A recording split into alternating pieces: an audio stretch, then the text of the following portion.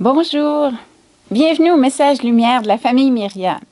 Aujourd'hui, 12 décembre, c'est la fête de Notre-Dame de Guadeloupe, la patronne des Amériques. Marie qui est apparue à un jeune Aztèque au 16e siècle au Mexique. Alors, je vais t'en parler un petit peu aujourd'hui, mais je veux commencer en te posant une question. Est-ce que ça te frappe que cette semaine, on a eu 3 fêtes de la Vierge Marie dans une seule semaine qui nous prépare à Noël?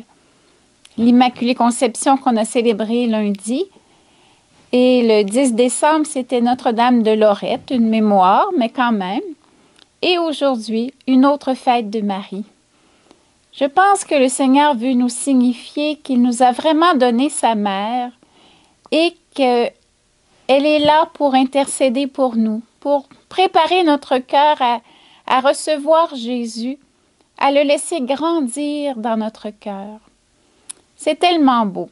À chaque fois qu'il envoie sa mère sur notre terre, c'est une bénédiction. Comme le psaume 66 de la messe d'aujourd'hui, c'est une hymne de bénédiction. Eh bien, le Seigneur nous bénit en nous envoyant Marie. Puis, j'ai envie de te lire quelques extraits d'un très beau livre qui s'appelle Le livre des merveilles, 365 histoires vraies à lire chaque jour où l'on voit Dieu à l'œuvre dans le monde. C'est magnifique. Alors, ce matin, j'ai pris le temps de lire l'histoire de Notre-Dame de Guadeloupe. Puis, je trouve ça tellement beau. Je vais te dire d'abord ce qui m'a touchée, ce qui en ressort, c'est comment Marie est venue avec beaucoup de douceur, de délicatesse, comme une maman. Elle s'est adressée à Juan Diego du nom qu'on l'appelait quand il était tout petit. Alors, ça l'a touché.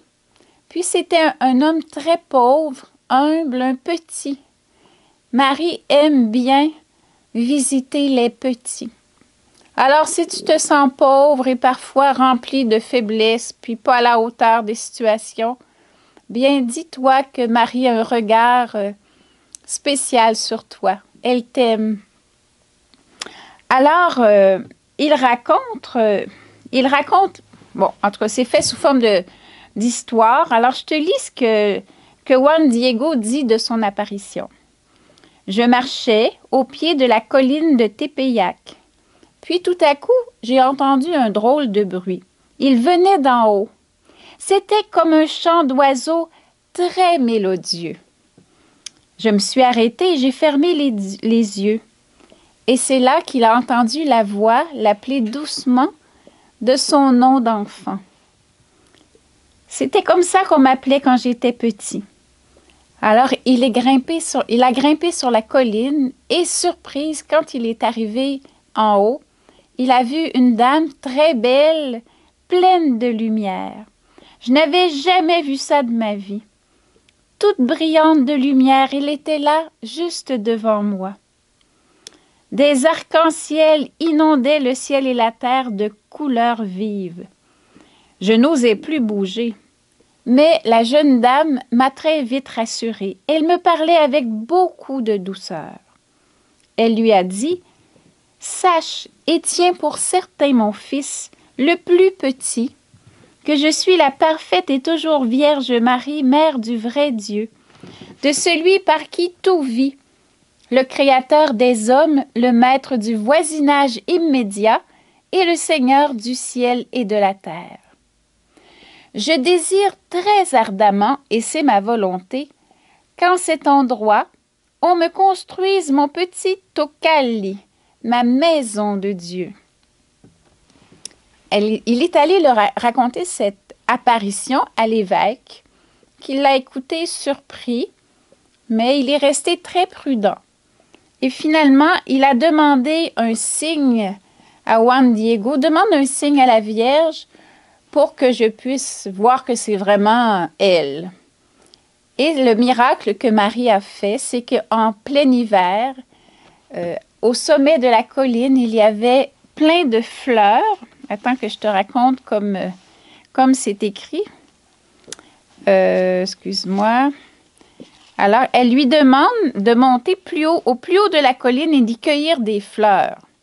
Juan Diego s'attend à trouver des chardons ou tout au plus quelques résineux au milieu des rochers.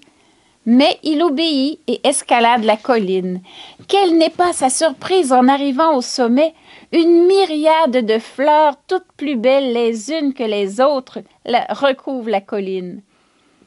Aussitôt, il en cueille une brassée et la serre sur son cœur dans son manteau. Et il est allé les porter à l'évêque. C'était vraiment le signe demandé. Mais non seulement l'évêque a été surpris de voir des fleurs en plein hiver, mais il a vu ceci, l'image de la Vierge imprimée à l'intérieur du manteau de Juan Diego. Alors, je pense que là, c'était vraiment le signe qui montrait que c'était vraiment la Vierge. Et on sait que depuis des siècles, il y a des milliers, pour ne pas dire des millions de pèlerins qui vont se tourner vers Maman Marie pour confier leurs peines, demander des faveurs, mais surtout se confier avec confiance, sachant que Marie, elle ne nous attire pas à elle pour elle-même, mais c'est toujours pour nous conduire à Dieu, pour façonner en nous l'enfant de Dieu tel que le Père l'a rêvé de toute éternité.